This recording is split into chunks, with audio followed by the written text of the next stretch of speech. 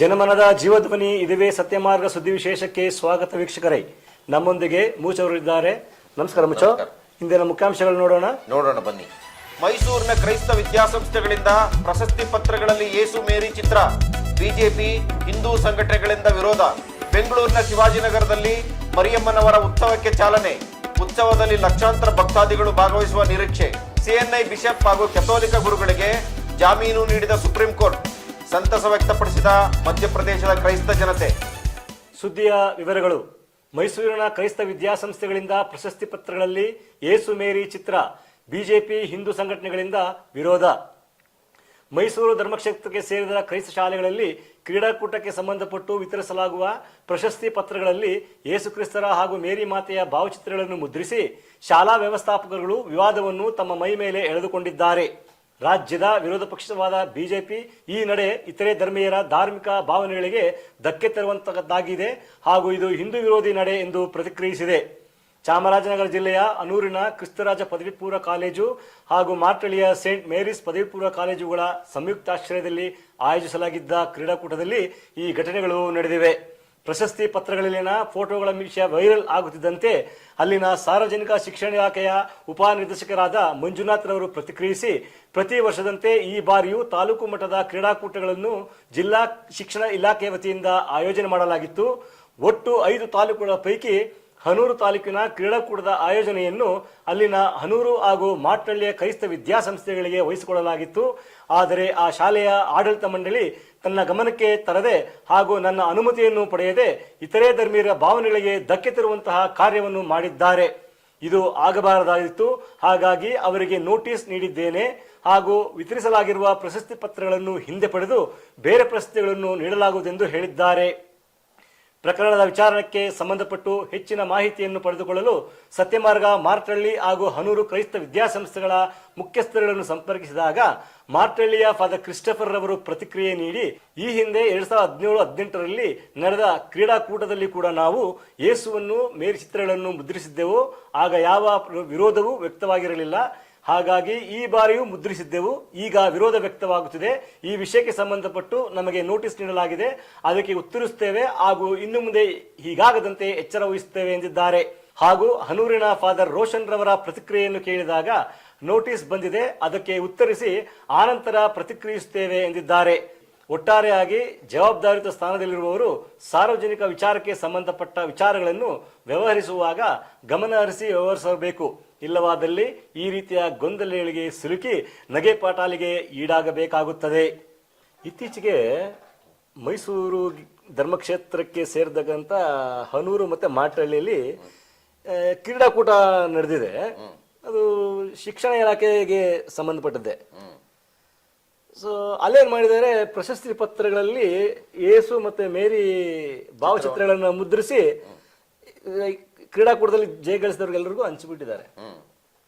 ಆಯ್ತು, ಹಂಚಿ ಆಗಿದೆ, ಅದು ತಕೊಂಡು ಹೋಗಿದಾಗ ಕೆಲವು ದಿನಗಳ ನಂತರ ಇದು ಈಗ ದೊಡ್ಡ ವಿವಾದ ಆಗ್ಬಿಟ್ಟು ಸುದ್ದಿ ಆಗ್ಬಿಟ್ಟಿದೆ. ಮತ್ತೆ ಸಾಮಾಜಿಕ ಜಾಲತಾಣಗಳು ಇದನ್ನ ಹರಿಯಬಿಟ್ಬಿಟ್ಟಿದ್ದಾರೆ.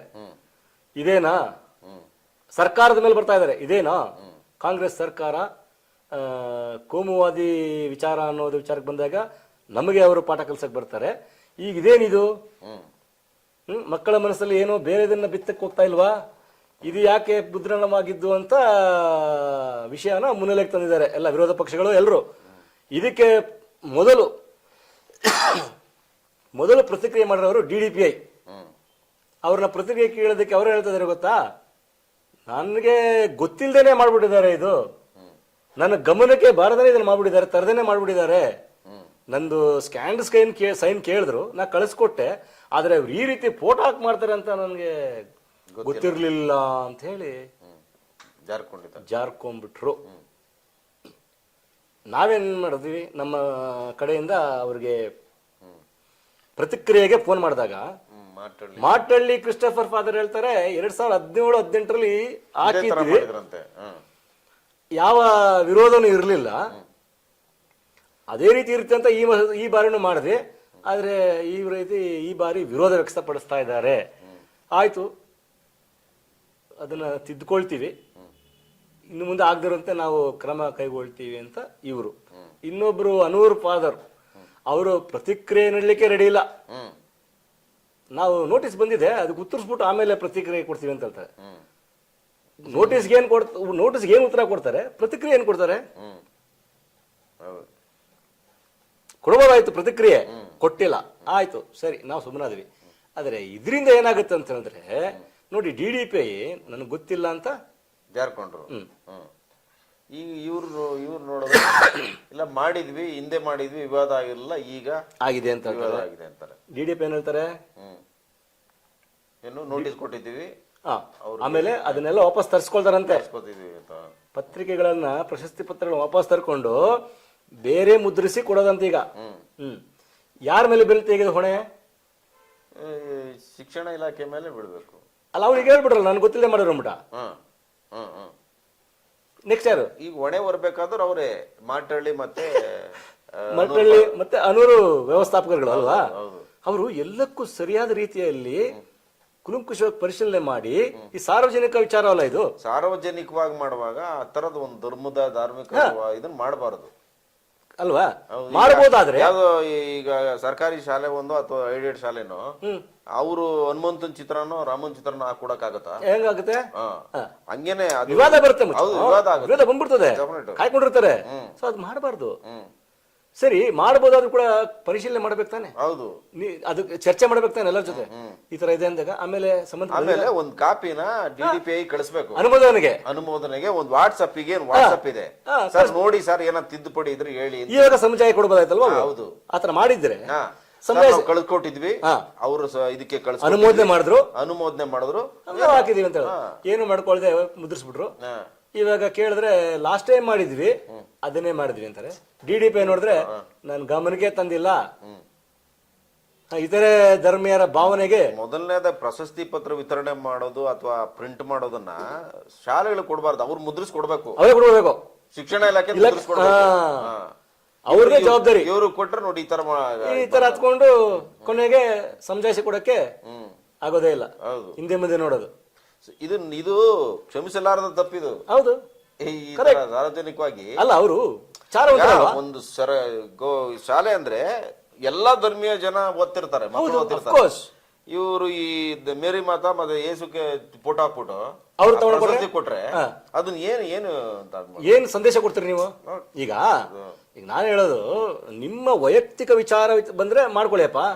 ಈಗ ಎಲ್ಲಾ ಕ್ರೈಸ್ತ ಶಾಲೆಗಳಲ್ಲಿ ಕ್ಯಾಟಿಕ್ಸಮ್ ಅಂತ ಬರುತ್ತೆ, ಅದ್ ಎಕ್ಸಾಮ್ಸ್ ಬರುತ್ತೆ, ಅಂತ ಟೈಮಲ್ಲಿ ಕೊಡ್ರಿ. ಬಂದಾಗ ಅವರು ಪರ್ಟಿಕ್ಯುಲರ್ ಆಗಿ ಇರ್ತದೆ, ಕ್ರೈಸ್ತರಿಗೆ ಮಾತ್ರ, ಕ್ರೈಸ್ತ ಮಕ್ಕಳಿಗೆ, ಕ್ರೈಸ್ತ ಮಕ್ಕಳಿಗೆ ತರ ಅವ್ರಿಗೆ ಕೊಡಿ, ಎಲ್ರಿಗೂ ಕೊಟ್ಬಿಡ್ರಿ. ಹೆಂಗೆ? ನಾನೇನ್ ಹೇಳ್ತೀನಿ ಅಂದ್ರೆ, ಇದು ಗುರುಗಳ ಬೇಜವಾಬ್ದಾರಿ. ಸಾರ್ವತ್ರಿಕವಾದ ವಿಚಾರಗಳನ್ನ ಒಂದು ಧರ್ಮಕ್ಕೆ ಇನ್ನೊಂದೇನ್ ಗೊತ್ತಾ, ಇವರು ಅತ್ಯಂತ ವಿದ್ಯಾಭ್ಯಾಸ ಹೊಂದಿರೋರು ಅಂತ ಹೇಳ್ಕೊಳ್ತಾರೆ. ಏನಿದೆಲ್ಲ ಆಮೇಲೆ ಚರ್ಚೆ ಮಾಡಲ್ಲ ಅಂತ ಕಾಣುತ್ತೆ ಇವರು. ಶಾಲಾ ಸಂಬಂಧಪಟ್ಟ ಶಿಕ್ಷಕರನ್ನ ಸ್ವಲ್ಪ ಎಕ್ಸ್ಪೀರಿಯನ್ಸ್ಡ್ ಟೀಚರ್ಸ್ ಅಂತ ಕರೆದು, ಹೆಡ್ ಮಾಸ್ಟರ್ಗಳನ್ನ ಕೆಲವರು ಕರೆದು ಅಲ್ಲಿ ಚರ್ಚೆ ಮಾಡಬೇಕು. ಈ ತರ ಇದೆ, ಏನ್ ಮಾಡೋಣ ಅಂದಾಗ ಒಂದು ಸಲಹೆಗಳು ಬರ್ತವೆ, ಅಭಿಪ್ರಾಯಗಳು ಬರ್ತವೆ. ಬೇಡಪ್ಪ ಹಾಕ್ಬಾರ್ದು, ಸಾರ್ವಜನಿಕ ಇದು ಎಲ್ಲರಿಗೂ ಕೊಡ್ತೀವ್ರಿ. ಕೆಲವು ಕೊಡ್ತಾರೆ, ಅದನ್ನ ಇವ್ರು ಇಟ್ಕೊಂಡು ಅದನ್ನ ಪರಿಗಣಿಸಿ ಇವ್ರು ಮಾಡಬಹುದಾಯ್ತು. ಏನು ಮಾಡಿದಾಗಲೇ ಈ ತರ ಆಗೋದು. ಸೊ ಈ ರೀತಿ ಸಾರ್ವಜನಿಕ ವಿಚಾರಕ್ಕೆ ಬಂದಾಗ ಸರಿಯಾದ ರೀತಿಯಲ್ಲಿ ಚರ್ಚೆ ಆಗ್ಬೇಕು, ಆಮೇಲೆ ಸರಿಯಾದ ತೀರ್ಮಾನ ಕೈಗೊಳ್ಬೇಕು. ಆವಾಗಲೇ ಒಂದು ವಿದ್ಯಾಸಂಸ್ಥೆಗೆ ಸಾರ್ವತ್ರಿಕ ವಿಚಾರಗಳು ಬಂದಾಗ ಎಲ್ಲಾ ಧರ್ಮೀಯರಿದ್ದಾಗ ಈ ತರ ಕೂಪ ಮಂಡುಕಗಳ ತರ ವರ್ತಿಸಬಾರ್ದು. ಸಾರ್ವತ್ರಿಕವಾಗಿ ಯೋಚನೆ ಮಾಡ್ಬೇಕು. ಸಾರ್ವಜನಿಕವಾಗಿ ಎಲ್ರಿಗೂ ಸಲ್ತಕ್ಕಂತ ವಿಚಾರಕ್ಕೆ ಇವರು ಇಂಬು ಕೊಡ್ಬೇಕು. ಹೌದು, ಅದು ಬಿಟ್ಬಿಟ್ಟು ಈ ತರ ಮಾಡ್ಬಿಟ್ಟು ಆಮೇಲೆ ನೋಡಿ ಇವ್ರು ಹಾಕಿದ್ದೇನೆ ಅಂತ ಹೇಳಿದ್ರೆ ಸಮರ್ಥಿಸ್ಕೊಳ್ಬೇಕು, ರೆಡಿ ಇರ್ಬೇಕು ಸಮರ್ಥಕ್ಕೆ. ಅಲ್ಲಿ ಸಮರ್ಥನೆಗೆ ವಿಷಯನೇ ಇಲ್ಲ ಅವ್ರಿಗೆ. ಇವತ್ತು ಸುಮ್ಮನೆ ಗಪ್ಪನಾಗಿದೆ.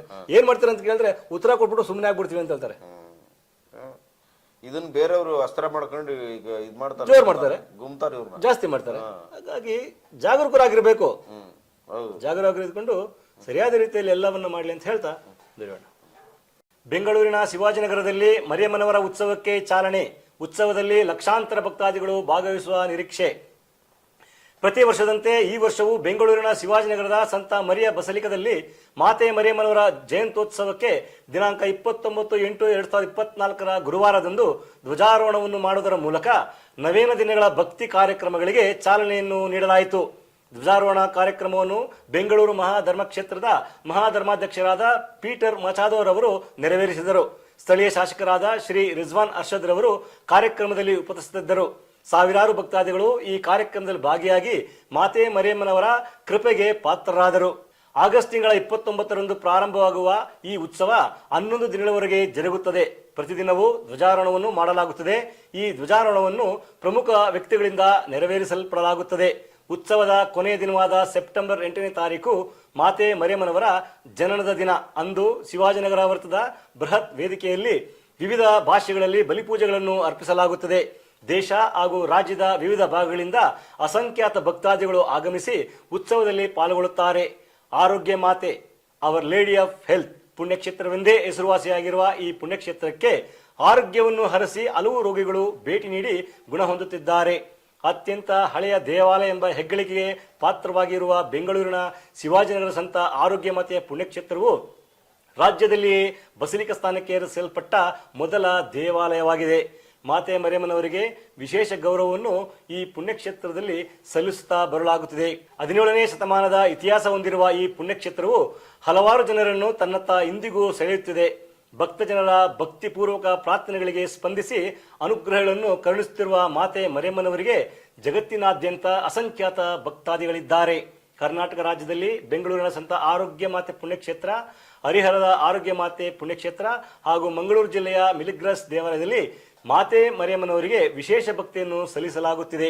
ತಮಿಳುನಾಡಿನ ನಾಗಪಟ್ಟಣಂನ ವೇಳಂಗಣಿಯಲ್ಲಿ ಪ್ರತಿ ವರ್ಷ ಲಕ್ಷಾಂತರ ಭಕ್ತಾದಿಗಳು ಒಟ್ಟು ಸೇರಿ ಮಾತೆ ಮರಿಯಮ್ಮನವರಿಗೆ ಗೌರವ ಸಲ್ಲಿಸುವುದನ್ನು ನಾವಿಲ್ಲಿ ಗಮನಿಸಬಹುದಾಗಿದೆ.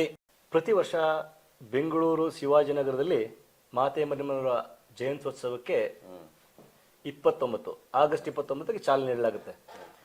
ನೀವು ಅಲ್ಲಿ ಗಮನಿಸಬಹುದು, ಸಾವಿರಾರು ಜನ ಅಲ್ಲಿ ತುಂಬಾ ಜನ ಸೇರ್ತಾರೆ. కాబట్టి ಅದು ಎಂತದ್ದು ಏನೋ ಎಲ್ಲ ಧರ್ಮೀಯರು ಅದೊಂದು ಪ್ರಮುಖವಾದ ವಿಷಯ. ಅಂದ್ರೆ ಹಿಂದೂ ಮುಸ್ಲಿಂ ಎಲ್ಲ ವರ್ಗದ ಜನರು ಅವತ್ತಲ್ಲಿ ಬರ್ತಾರೆ. ಅದು ಎಷ್ಟು ಮತ್ತೆ 11 ಜನ ಅದೇ ತರದ ಜನ ಇರ್ತಾರೆ. ಅಷ್ಟೇ ಜನ ಎಸ್. ಪ್ರಥಮ ದಿನ ಧ್ವಜಾರೋಹಣ, 2ನೇ ದಿನ ಪುನಃ ಧ್ವಜಾರೋಹಣ, 11 ದಿನನೂ ಜನ. ಆಮೇಲೆ ಈ ಸುತ್ತಲೂ ಇರ್ತಕ್ಕಂಥ ಎಲ್ಲಾ ರಸ್ತೆಗಳನ್ನ ಬಂದ್ ಮಾಡಲಾಗುತ್ತೆ. ಪೊಲೀಸ್ ಇಲಾಖೆ ಮತ್ತೆ ಸಾರಿಗೆ ವ್ಯವಸ್ಥೆಯವರೆಲ್ಲ ಬಂತಾರೆ. ಯಾಕಂದ್ರೆ ಜನನೇ ಜನ, ಜನಸಾಗರ. ರಸ್ತೆಗಳಲ್ಲಿ, ರಸ್ತೆ ಇಕ್ಕಲಿಗಳಲ್ಲಿ ಜನರೇ ಭಕ್ತ ಸಾಗರ. ಈ ಬಾರಿ ನಿನ್ನೆ 29ನೇ ತಾರೀಕಿಗೆ ಬೆಂಗಳೂರಿನ ಮಹಾಧರ್ಮಾಧ್ಯಕ್ಷರು ಧ್ವಜಾರೋಹಣ ಮಾಡಿ ಆ ಭಕ್ತಿಗೆ ಆಚರಣೆಗೆ ಚಾಲನೆ ನೀಡಿದ್ದಾರೆ. ಶಿವಾಜಿನಗರದ MLA ರಿಜ್ವಾನ್ ಅರ್ಷದ್ ಕೂಡ ಅಲ್ಲಿ ಉಪಸ್ಥಿತರಿದ್ರು. ಈ ನೋಡಿ, ಶಿವಾಜಿನಗರ ಅಂದ ತಕ್ಷಣ ಅದೊಂದು ರೀತಿಯ ಭಕ್ತಿ, ವಿಶೇಷವಾದ ಭಕ್ತಿ ಮಾತೆ ಮರಿಯಮ್ಮನವರಿಗೆ. ಹೌದು. ಆ ಸುತ್ತ ಅವತ್ತು 8ನೇ ತಾರೀಕು ಎಲ್ಲ ಸಡಗರ ಅನ್ನದಾನ ಮಾಡ್ತಾರೆ. ಎಲ್ಲರೂ ಮಾಡ್ತಾರೆ. ಎಲ್ಲಾ ಧರ್ಮದವರು ಸೇರಿ ಅಲ್ಲೊಂದು ರೀತಿಯ ಹಬ್ಬದ ವಾತಾವರಣವನ್ನೇ ನಿರ್ಮಾಣ ಮಾಡ್ತಾರೆ. ಸೊ ಈ ಬಾರಿ ಕೂಡ ಅದಕ್ಕೆ ಅದೇ ರೀತಿಯ ಹಬ್ಬವನ್ನು ಆಚರಿಸಲಿಕ್ಕೆ ಚಾಲನೆ ನೀಡಿದ್ದಾರೆ. ಮತ್ತೆ ಶಿವಾಜಿನಗರಕ್ಕೆ ಅದರದೇ ಆದ ಇತಿಹಾಸ ಇದೆ. 17th ಸೆಂಚುರಿ, 17ನೇ ಶತಮಾನದ ಇತಿಹಾಸ ಇರ್ತಕ್ಕಂಥ ದೇವಾಲಯ ಅದು. ಮತ್ತೆ ಬರ್ತಾ ಬರ್ತಾ ಅದನ್ನ ಪುಣ್ಯಕ್ಷೇತ್ರ ಅಂತ ಮಾಡಲಾಯ್ತು. ಈಗ ಅದು ಅತ್ಯಂತ ಭಕ್ತಾದಿಗಳು ಹೊಂದಿರತಕ್ಕಂಥ ಪವಿತ್ರ ಪುಣ್ಯಕ್ಷೇತ್ರ ಸಂತ ಮರಿಯ ಬಸಲಿಕಾ ಬೆಂಗಳೂರು ಶಿವಾಜಿನಗರ. ದೇವರ ತಾಯಿ, ಪ್ರಭು ಯೇಸುವಿನ ತಾಯಿ. ಅದೇ ಹಾಗೆ ಈ ಸೆಪ್ಟೆಂಬರ್ 8ಕ್ಕೆ ಅದು ಎಂಡ್ ಆಗ್ತದೆ. ಆವತ್ತು ಮಾತೆ ಮರಿಯಮ್ಮನವರ ಹುಟ್ಟು ಹಬ್ಬ, ಜನನ ದಿನ. ಇಡೀ ಜಗತ್ತಿನಾದ್ಯಂತ ಕೋಟ್ಯಾಂತರ ಭಕ್ತಾದಿಗಳು ಮಾತೆ ಮರಿಯಮ್ಮನವರಿಗಿದ್ದಾರೆ. ಅವರೆಲ್ಲರೂ ಸೇರಿ ಅವರ ಜನನೋತ್ಸವವನ್ನು ಆಚರಿಸ್ತಾರೆ. ಮತ್ತೆ ಮೇರಿಸ್ ಫೀಸ್ಟ್ ಅಂತ ವೇಳಾಂಗಣಿಯಲ್ಲೂ ಕೂಡ ತುಂಬಾ ಲಕ್ಷಾಂತರ ಭಕ್ತರು. ಎಸ್. ಅಲ್ಲಂತೂ ಇನ್ನೂ ವಿಪರೀತ ಮಾತೆ ಮರಿಯಮ್ಮನವರ ಜನನೋತ್ಸವವನ್ನು ಆಚರಿಸಲಿಕ್ಕೆ ವಿಪರೀತ ಜನಸಾಗರ. ಮತ್ತೆ ಹರಿಹರ ಇಲ್ಲಿ ನಮ್ಮ ಕರ್ನಾಟಕದಲ್ಲಿ, ಮತ್ತೆ ಮಂಗಳೂರಿನ ಮಿಲಾಗ್ರಿಸ್ ದೇವಾಲಯ, ಅಲ್ಲಿ ಕೂಡ ಮಾತೆ ಮರಿಯಮ್ಮನವರ ವಿಶೇಷವಾದ ಗೌರವವನ್ನ ಪ್ರತಿ ವರ್ಷ ಆಗಿಂದಲೂ ಸಲ್ಲಿಸ್ತಲೇ ಬರ್ತಲಾಗ್ತಿದೆ. ಸೊ ಈ ಬಾರಿ ವಿಶೇಷವಾದ ಆಚರಣೆಗೆ ತಯಾರಾಗಿದೆ ನಮ್ಮ ಬೆಂಗಳೂರಿನ ಶಿವಾಜಿನಗರ ಪುಣ್ಯಕ್ಷೇತ್ರ. ಇರಲಿ, ಮಾತೆ ಮರಿಯಮ್ಮನವರಿಗೆ ಅಸಂಖ್ಯಾತ ಭಕ್ತಾದಿಗಳಿದ್ದಾರೆ. ಪ್ರತಿ ವರ್ಷ ಆ ಒಂದು ಭಕ್ತಿಯ ಆ ಸೆಲೆ ಇದೆಯಲ್ಲ ಉಕ್ತಾನೆ ಇರ್ತದೆ. ಜಾಸ್ತಿ ಜಾಸ್ತಿ ಹೆಚ್ಚು ಹೆಚ್ಚು ಹೆಚ್ಚು. ಮತ್ತೆ ಲೇಡಿ ಆಫ್ ಹೆಲ್ತ್, ಹ್ಮ್ ಹೌದು. ಆರೋಗ್ಯ ಮಾತೆ. ಆರೋಗ್ಯ ಮಾತೆ. ಹಾಗಾಗಿ ಹಲವಾರು ರೋಗಿಗಳು ಹೌದು, ಅನೇಕ ಕಾಯಿಲೆ ಇರತಕ್ಕಂಥವ್ರು ಅಲ್ಲಿಗೆ ಧಾವಿಸಿ ಬರ್ತಾರೆ. ಬೇಡ್ಕೊಂತಾರೆ. ಬಂದು ಅವರು ಕೃತಾರ್ಥರಾಗ್ತಾ ಇದ್ದಾರೆ, ಹೌದು. ಆರೋಗ್ಯವಂತರಾಗ್ತಿದ್ದಾರೆ.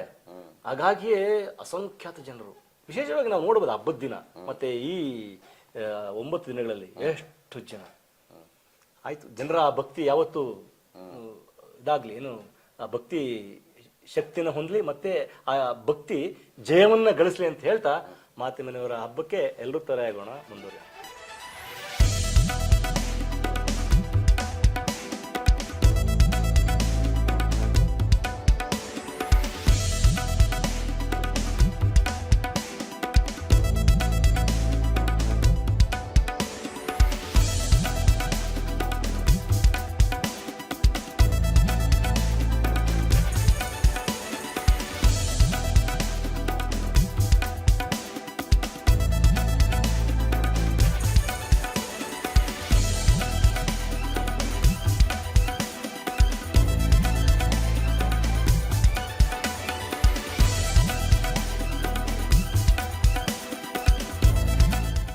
ಪ್ರಾಟೆಸ್ಟೆಂಟ್ ಬಿಷಪ್ ಹಾಗೂ ಕಥೋಲಿಕ ಗುರುಗಳಿಗೆ ಜಾಮೀನು ನೀಡಿದ ಸುಪ್ರೀಂ ಕೋರ್ಟ್, ಸಂತಸ ವ್ಯಕ್ತಪಡಿಸಿದ ಮಧ್ಯಪ್ರದೇಶದ ಕ್ರೈಸ್ತ ಜನತೆ.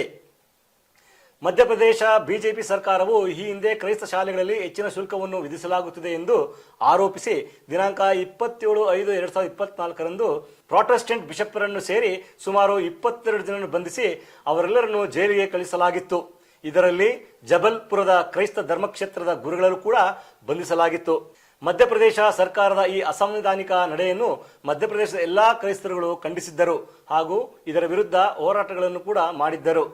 ಬಂಧಿಸಲ್ಪಟ್ಟವರ ಬಿಡುಗಡೆಗಾಗಿ ಮಧ್ಯಪ್ರದೇಶದ ಕೆಳ ನ್ಯಾಯಾಲಯ ಹಾಗೂ ಹೈಕೋರ್ಟ್ಗಳಲ್ಲಿ ಹಲವು ಪ್ರಯತ್ನಗಳನ್ನು ಮಾಡಲಾಗಿತ್ತಾದರೂ ಅಲ್ಲಿ ಯಾವ ಪ್ರಯತ್ನಗಳು ಫಲಪ್ರದವಾಗಿರಲಿಲ್ಲ. ನಂತರ ಸುಪ್ರೀಂ ಕೋರ್ಟ್ನ ಬಾಗಿಲನ್ನು ತಟ್ಟಿದ ಪರಿಣಾಮವಾಗಿ ಸುಪ್ರೀಂ ಕೋರ್ಟ್ ಎಲ್ಲರಿಗೂ ಜಾಮೀನು ನೀಡಿ ತೀರ್ಪು ನೀಡಿದೆ. ಜಬಲ್ಪುರ ಧರ್ಮಕ್ಷೇತ್ರದ ಶ್ರೇಷ್ಠ ಗುರುಗಳಾದ ಫಾದರ್ ಡೇವಿಡ್ ಜಾರ್ಜ್ ರವರು ಸುಪ್ರೀಂ ಕೋರ್ಟ್ನ ನಿರ್ಧಾರವನ್ನು ಬಹಳ ಸಂತೋಷದಿಂದ ಸ್ವಾಗತಿಸಿದ್ದಾರೆ ಹಾಗೂ ನ್ಯಾಯಾಲಯದಲ್ಲಿ ನಾವು ದೋಷಮುಕ್ತರಾಗುತ್ತೇವೆ ಎಂದು ಹೇಳಿದ್ದಾರೆ. ಕ್ರೈಸ್ತ ವಿದ್ಯಾಸಂಸ್ಥೆಗಳನ್ನೇ ಗುರಿಯಾಗಿಸಿಕೊಂಡು ಕಿರುಕುಳ ನೀಡುತ್ತಿರುವ ಸರ್ಕಾರವನ್ನು ಅಲ್ಲಿನ ಅನೇಕ ಕ್ರೈಸ್ತ ಸಂಘಟನೆಗಳು ತರಾಟೆಗೆ ತೆಗೆದುಕೊಂಡಿವೆ. ಸ್ವಾತಂತ್ರ್ಯ ಪೂರ್ವದಿಂದಲೂ ಕೆಲಸ್ತರ ಜನರ ಸೇವೆಯನ್ನು ಮಾಡುತ್ತಾ ಬರುತ್ತಿರುವ ಕ್ರೈಸ್ತ ಸಮುದಾಯಕ್ಕೆ ಅನವಶ್ಯಕವಾಗಿ ಕಿರುಕುಳ ನೀಡಲಾಗುತ್ತಿದೆ. ಬಡಜನರ ಶ್ರೇಯೋಭಿವೃದ್ಧಿಗಾಗಿ ಶ್ರಮಿಸುತ್ತಿರುವ ಕ್ರೈಸ್ತ ಪಾದ್ರಿಗಳನ್ನು ಹಾಗೂ ಮಿಷನರಿ ಸೇವಕರನ್ನು ಕ್ಷುಲ್ಲಕ ಕಾರಣದಿಂದ ಹಿಂಸಿಸಲಾಗುತ್ತಿದೆ ಎನ್ನಲಾಗಿದೆ. ಇತ್ತೀಚೆಗೆ ಮಧ್ಯಪ್ರದೇಶ ಸರ್ಕಾರದ ಪೊಲೀಸರು father Sibi Joseph, father Walter John ರವರನ್ನು ಬಂಧಿಸಲು ನೆರವಾಗುವವರಿಗೆ 5,000 ರು ಬಹುಮಾನವಾಗಿ ನೀಡಲಾಗುವುದೆಂದು ಘೋಷಿಸಿದ್ದಾರೆ. ಭಯೋತ್ಪಾದಕರು ಹಾಗೂ ನುರಿತ ಕಳ್ಳರನ್ನು ಬಂಧಿಸಲು ಬಳಸುವ ಕ್ರಮಗಳನ್ನು ಏನೂ ಮಾಡದ ಪಾದ್ರಿಗಳನ್ನು ಬಂಧಿಸಲು ಅಳವಡಿಸಿಕೊಳ್ಳುತ್ತಿರುವುದು ಮಧ್ಯಪ್ರದೇಶದಲ್ಲಿ ಕ್ರೈಸ್ತರಿಗೆ ಯಾವ ದುಸ್ಥಿತಿ ಒದಗಿ ಬಂದಿದೆ ಎಂಬುದನ್ನು ತೋರ್ಪಡಿಸುತ್ತದೆ. ಮಧ್ಯಪ್ರದೇಶದಲ್ಲಿ ಇತ್ತೀಚೆಗೆ ಫೀಸ್ ಜಾಸ್ತಿ ತಗೋತಾರೆ ಅಂತ ಹೇಳಿ ಪರ್ಪಸ್ಫುಲ್ ಆಗಿ ಕ್ರೈಸ್ತ ಶಿಕ್ಷಣ ಸಂಸ್ಥೆಗಳ ಮೇಲೆ 22 ಜನ ಅರೆಸ್ಟ್ ಮಾಡಿದ್ರು. ಅದರಲ್ಲಿ ಒಬ್ರು bishop CNI church of north India ಅಂತ.